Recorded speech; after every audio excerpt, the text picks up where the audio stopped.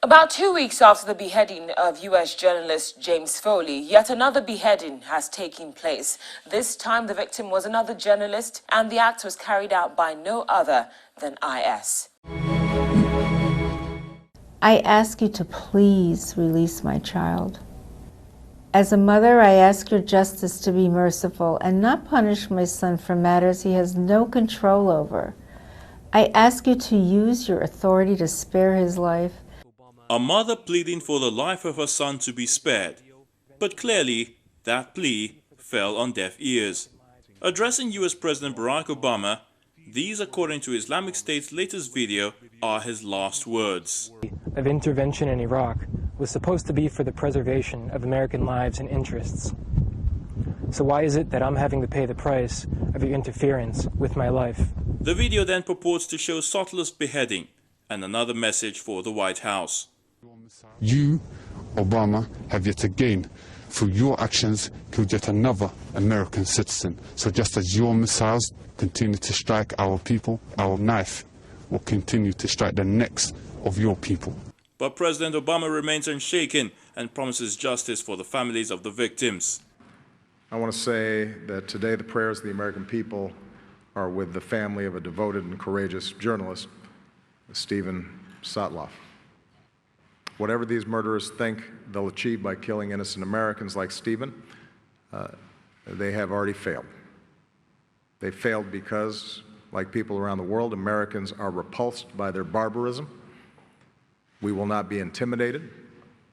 Their horrific acts only unite us as a country and stiffen our resolve to take the fight against these terrorists. Outside of the United States, the condemnations have come pouring in. It doesn't make any difference at all to our strategic planning. As the Prime Minister said, we will look very carefully at the options available to us to support the legitimate government of Iraq and Kurdistan in defending themselves against the threat from ISIL. And if we judge that airstrikes could be beneficial, could be the best way to do that, then we will certainly consider them, but we've made no decision to do so at the moment.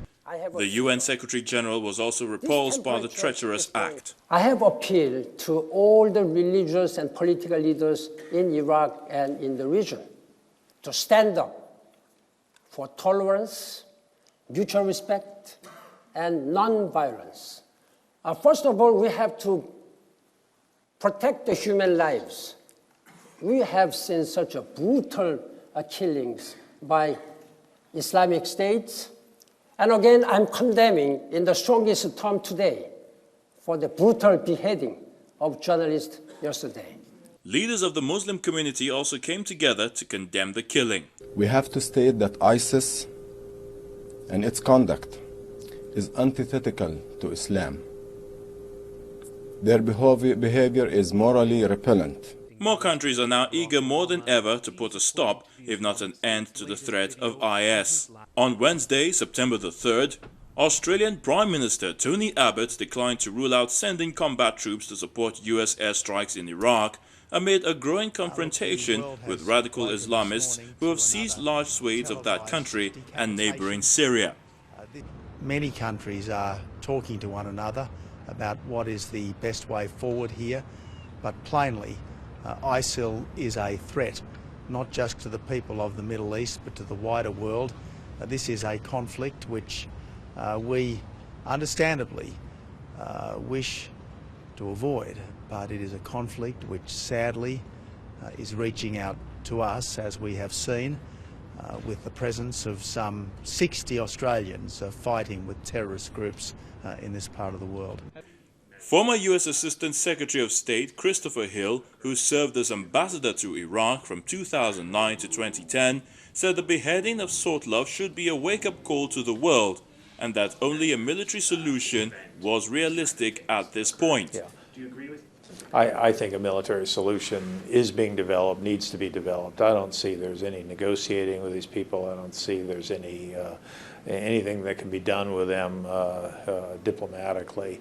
I know people have said things like that in the past and been proven wrong, but I mean, we are dealing with people who are really at the extreme edge.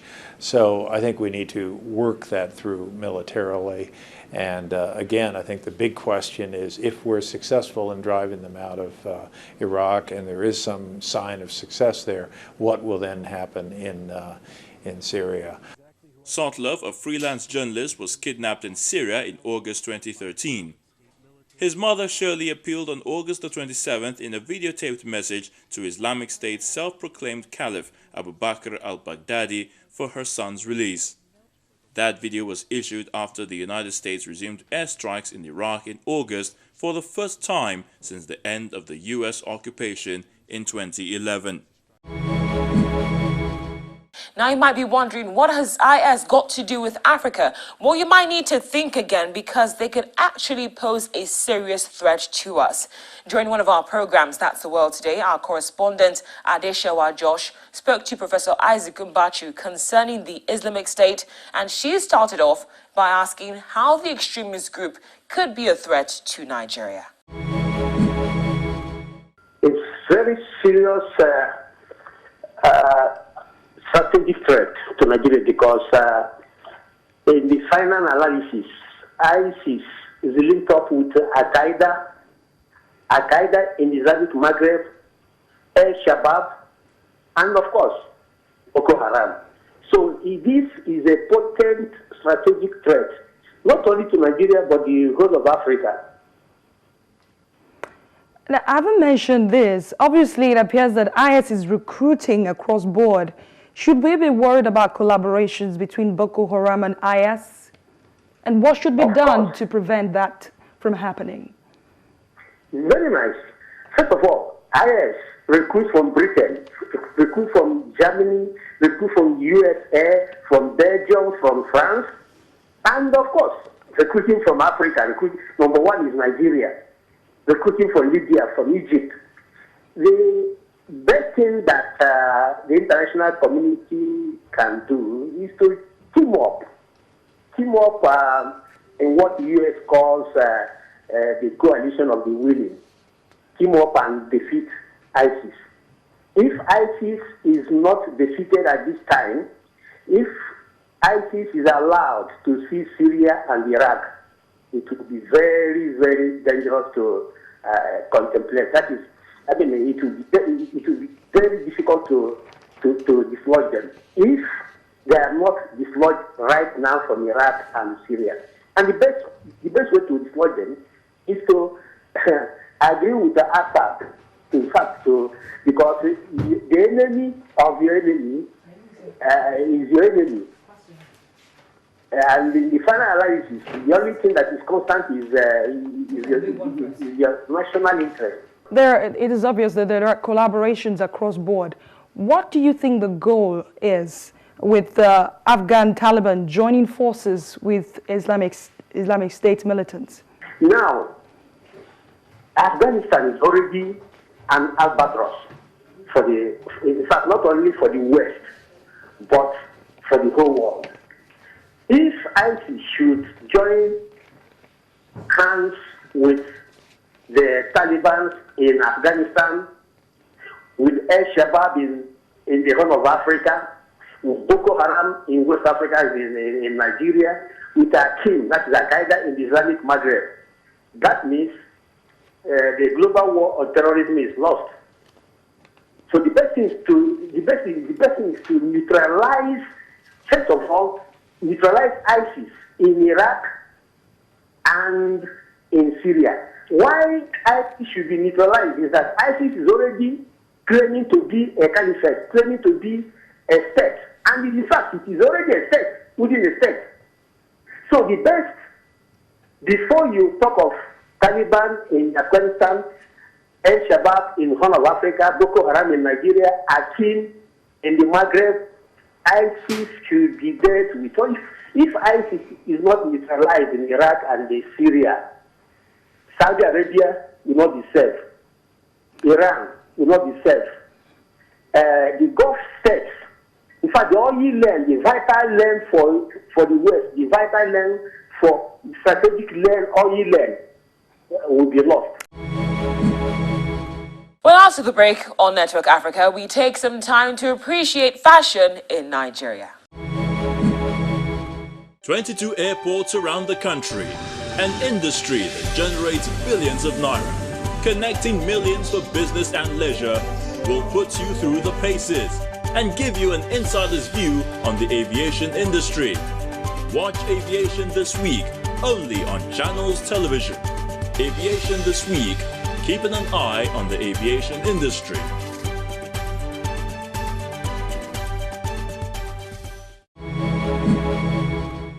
Welcome back. Well, a prophet might not be recognized in his land, but that's not the case on Network Africa. Just before we call it today, we'd like to appreciate the town of Osogbo in Nigeria, which is one of the few places in the country where traditional textile production is being kept alive. And as you'll see in this next report, spread out on the grass are fabrics waiting to go through the tie and dye process that will transform them into what the Yoruba call adire. Located more than 200 kilometers from the commercial capital Lagos is Nike Okundaye's tie and dye workshop, where she teaches her students how to make adire. Adire, as everybody know, adire come from the Yoruba land, the Yoruba society, natural cassava paste. So everything here is handmade with no organic. We use the feather to do all the design, and each one of these designs have a name to go with them. For example, this is a talking drum. And the beginning, before we go to the finishing. Under Nike's careful watch, the students learn to create unique patterns using candle wax, which ensures the design lasts for a long time without fading. She's doing the shekere design. Shekere is the cowrie maracas that you just see them playing. A vital ingredient needed to make adire is indigo dye, which is harvested locally. The students gather the leaves while teaching them to mash them together to produce the blue dye. It's becoming blue and blue and blue. This is just the fresh leaf.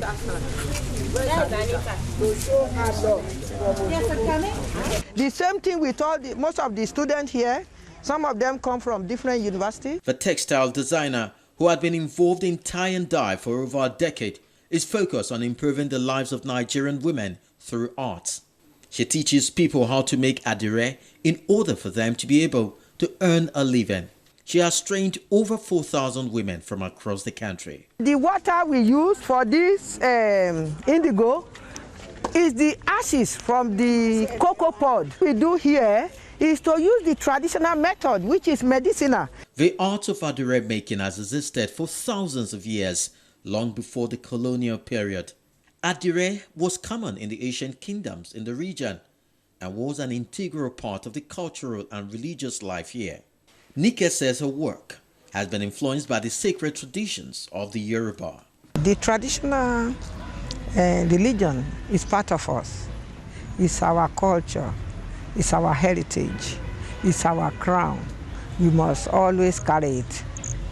Because if we don't, this culture will die off. Passing down her knowledge to yet another crop of students, Nike takes them through the final process before the adire is ready. The fabric takes about a week to produce. As you have seen where we are putting the adire inside the indigo, the finishing is what you are seeing here. Still, the new adire resurgence faces several challenges. Over the years, Nigerians have embraced more Western styles and cheaper imports from countries like China. The long process involved in making traditional material has also led many to abandon the use of adire. Nike, however, believes with the right support, a viable local textile industry can be developed. We need more government support by creating textile industry in Nigeria, because they have to create the plain fabric for us to work. And the handwoven that we are doing is taking longer time.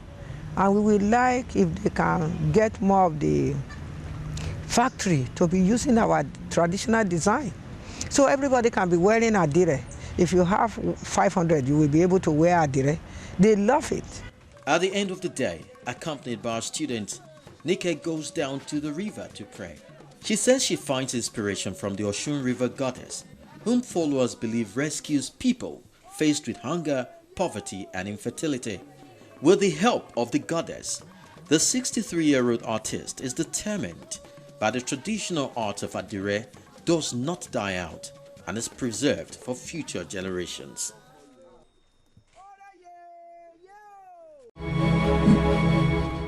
Well, that's where we draw the curtains on this episode of Network Africa. Many thanks for watching. As always, I'd love to hear from you, so feel free to send me an SMS via the number on your screen. Until next time, stay blessed and proudly African. I'm Cynthia Are. Bye for now. A time comes in the life of every race when people are driven by echoes of the past to chart a course for an exalted future. Africa is a blessed threshold, as major actors in the Africa arena plot a renaissance towards common destiny.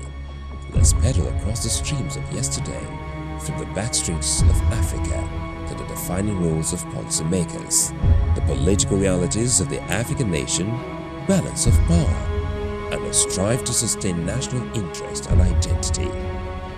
Join us on Network Africa on Channels Television. Network Africa, the rallying point for the imagined.